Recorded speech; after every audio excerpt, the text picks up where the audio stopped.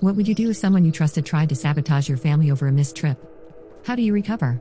20 years of friendship down the toilet. Here's my story. Plus, update. My F29, best friend F29, tried to sabotage my marriage and I don't know why.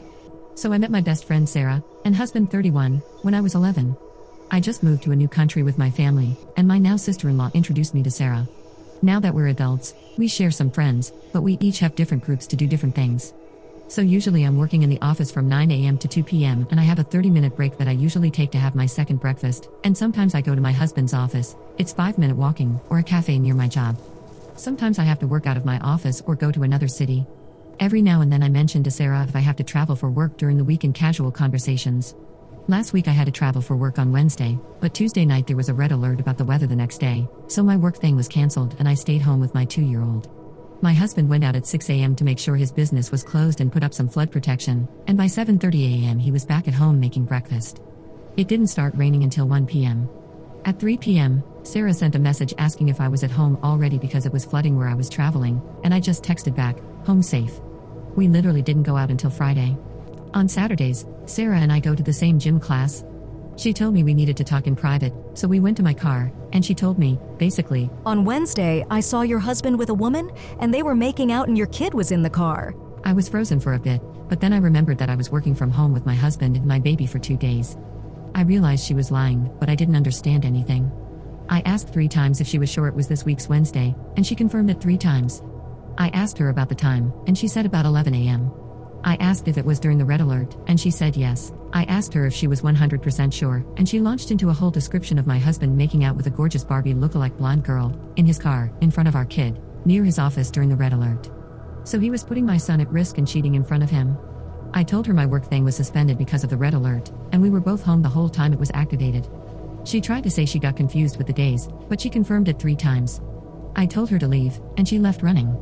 I went home and did the whole betrayed spouse house search. There was no hidden phone. I have all the passwords to every device in this house, not lack of trust. It's because I manage part of his business, and he's bad with passwords, and I even looked after hidden emails, and the only thing he was hiding was his paranormal podcast he listens to sometimes. That night I told my husband what was going on, and he denied ever cheating, and even worse, disrespecting his own son in that way.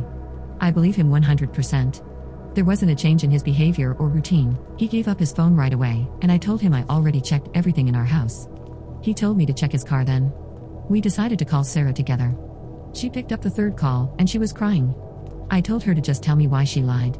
She swore she wasn't lying, but told me she got confused with Monday.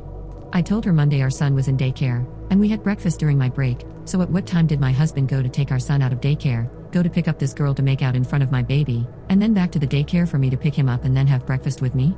She cried more and told me she didn't know, so my husband told her to cut the shirt if she had at least a bit of decency and tell us why she was lying. She said she was sorry and hung up, and then had the audacity to block us.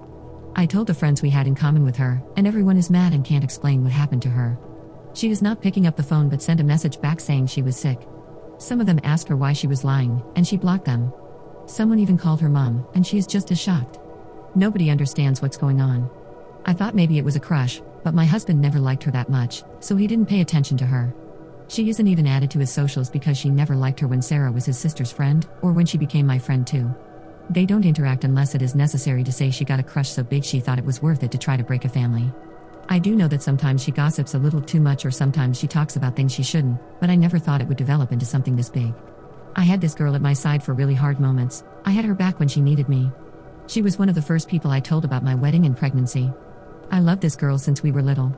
I just don't understand, and she is not talking to anyone. Update. So I got the truth finally, and it was far more stupid than I thought. So Sarah's mom told me to come to her house for a conversation with Sarah, and to bring a friend as a buffer. I went for closure. She apologized a lot, but I literally had to interrogate her to get her to give me reasons, and I finally got them. She lied because she was mad that I missed our girls' trip, 5 girls group, for the 2nd time, once because I had a 2-month-old baby, and this year because I had to work during August, and it was the only month everyone else was free. I traded my vacations for December, plus extra days they owed me, so I will be out of the country from December to January 10th, and miss her birthday in December and other winter activities in January. Her reasoning was that if I thought my husband cheated, she was sure I would leave, but he wouldn't let me take my son abroad for too long without him, so I would be forced to stay, but would be able to travel during my husband's custody time.